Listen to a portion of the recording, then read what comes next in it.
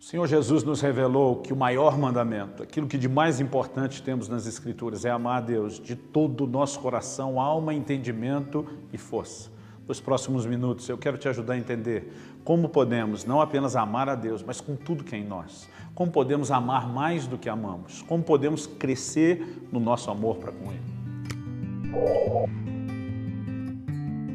O Senhor Jesus, no Evangelho de João, no capítulo 21, dos versículos 15 a 17, questiona Pedro por 3 vezes. Pedro, tu me amas?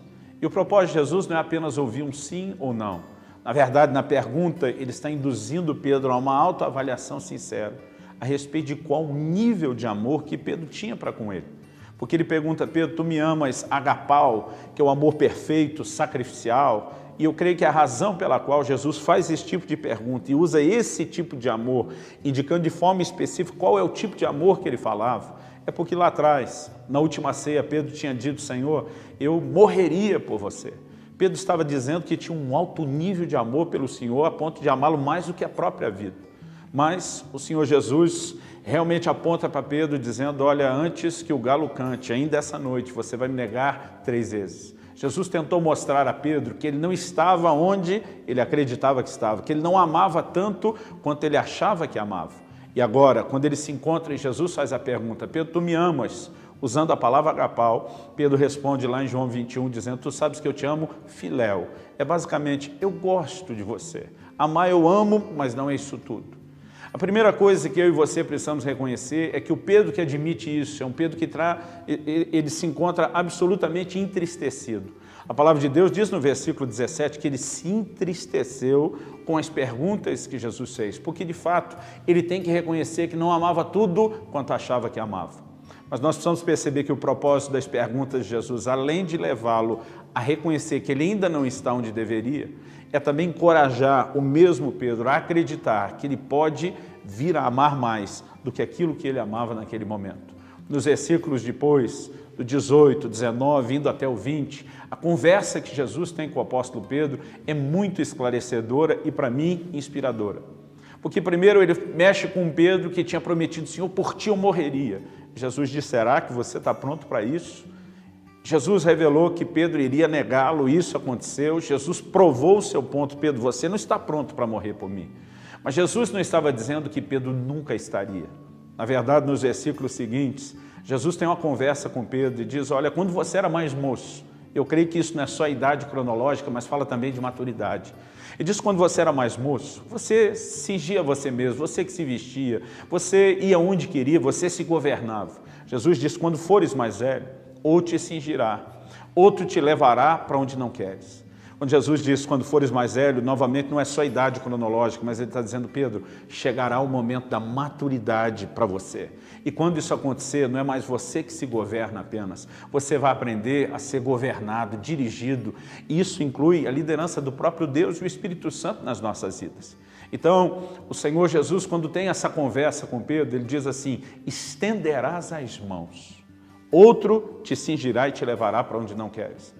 O versículo 19 conclui, disse isso, significando com que gênero de morte Pedro haveria de glorificar a Deus. Por que é que Jesus está mexendo nessa conversa de morte exatamente agora? Bom, Pedro tinha dito antes que amava o Senhor a ponto de morrer por ele. Jesus diz, não, você não me ama nesse nível, você não está pronto. Mas quando ele fala do dia em que Pedro viria morrer por Jesus, o que é que Jesus está trazendo ao coração de Pedro? Uma mensagem de esperança. Você pode não estar pronto agora, mas um dia você vai chegar lá. Jesus estava olhando para Pedro e fazendo uma declaração de que acreditava em Pedro. E eu e você precisamos entender que quando Deus olha para mim e para você não é diferente. Eu gosto de dizer que Deus acredita em você mais do que sua mãe. Ele sabe aonde eu e você podemos chegar. E nós precisamos permitir que isso nos inspire. Ele está dizendo para Pedro, chegará um momento onde você estenderás as mãos. Ao fazer esse gesto, ele falava não só que a morte aconteceria, mas ele dizia qual seria o tipo de morte. O Império Romano crucificou literalmente milhares de pessoas. Quando criança, lendo a Bíblia, eu imaginava que só Jesus e aqueles 2 bandidos é que foram crucificados.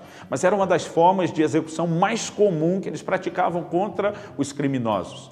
Jesus está dizendo, Pedro, você não só vai morrer, você vai morrer na cruz.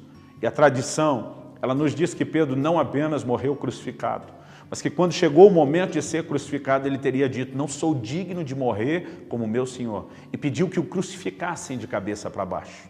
O que é que nós aprendemos com essa declaração? Um Jesus olhando para Pedro e dizendo, você pode não ter hoje todo o nível de amor que você deveria ter. Você pode olhar para o seu coração e dizer, eu ainda estou só no filéu, eu gosto muito de você, Jesus, mas não estou no agapau, o amor sacrificial que você me perguntou. Mas ao mesmo tempo que Pedro reconhece isso, ele ouve o encorajamento, você ainda vai chegar lá. O Pedro, para quem Jesus está perguntando, é alguém que nesse momento está extremamente fragilizado pelos seus fracassos.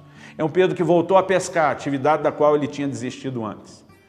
É o mesmo Pedro de quem o anjo que aparece para as mulheres no túmulo depois da ressurreição faz a seguinte afirmação, ide e dizei aos discípulos e a Pedro que eu vou adiante de vós para Galileia. Por que Pedro é o único mencionado por nome? Porque naquele momento, Pedro, pela sua própria falha, eu acredito que ele já não se via mais como parte daquele time. Falando na linguagem do futebol, ele acreditava ter sido cortado da seleção. Mas desde o início o Senhor está dizendo, Pedro, eu não desisti de você. Ele está dizendo, Pedro, eu acredito em você. E Ele está dizendo, mesmo que você hoje não tenha tudo aquilo que deveria ter, você pode chegar lá. A palavra de Deus associa com Jesus as afirmações do profeta Isaías. Ele não esmagará a cana quebrada e nem apagará o pavio que fumega.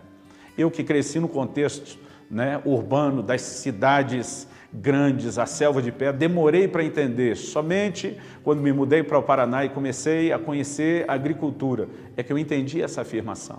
Estava numa jornada de passeio, procurando entender o que era o ambiente agrícola, quando anos atrás fui pastorear no interior do Paraná, em Guarapuava. E um colega, um fazendeiro, ele me levou e disse que ia me mostrar e me explicar tudo. E nós entramos numa plantação de trigo.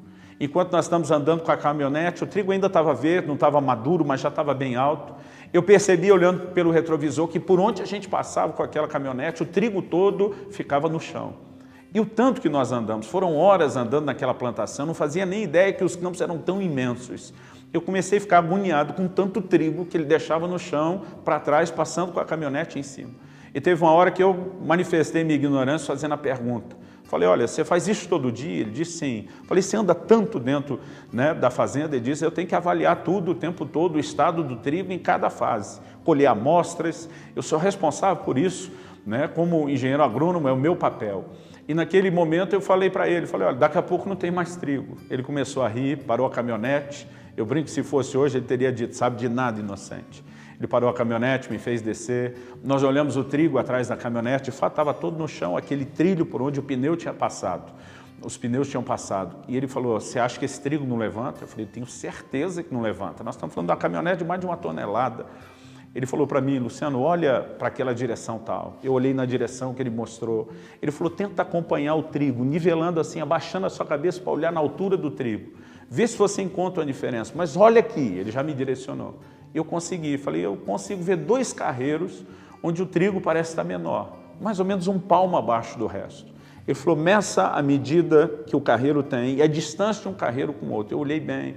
Ele falou, agora olha para trás da caminhonete. Eu medi, comparei, olhava de novo e a minha cabeça naquela hora parecia que explodiu. Eu falei, não, você não está querendo dizer que você passou ali e o trigo levantou. Ele disse, ele levantou. Ele falou, olha para trás de você. Quando eu olhei para trás, era bem mais fácil de olhar, porque eram mais de 2 palmos de distância, dá para ver o carreiro nítido. Ele falou, olha, aquele outro você olhou, faz 2 semanas que eu passei, o de trás faz 1 semana que eu passei. E a minha cabeça não conseguia aceitar aquilo, dizendo, não tem como esse trigo levantar. E quando eu falei, é impossível ele levantar, ele se ajoelhou, pegou um daqueles trigos quebrados, ele foi bem onde o caule estava quebrado, ele falou, a única maneira de ser impossível é se você fizer isso. E ele com o dedo esmagou aquilo. Ele falou, se você esmagar a cana onde ela quebrou, ele não levanta mais. Obviamente estava falando do trigo verde, depois de maduro e cheio já não seria mais possível, mas naquele momento que ele me deu aquela explicação, eu lembrei da frase, ele não esmagará a cana quebrada. Quando se falava algo como isso num contexto de gente que plantava, a mensagem assim entendida era clara. Ele estava dizendo, não importa o que foi que te atropelou, não importa o que passou por cima de você, Deus não vai roubar de você a esperança de se reerguer, de se levantar novamente. A mensagem para aquela igreja de Éfeso que havia perdido o seu primeiro amor é clara. Deus diz, lembra de onde caíste, arrepende, volta à prática das primeiras obras. O propósito de Deus não é trazer ao seu coração culpa ou condenação, mas encorajar você a uma resposta de amor cada vez maior. Você pode amar mais. Você pode ir além de onde você está hoje. Que essa mensagem inspire o seu coração e a sua fé. Em nome de Jesus.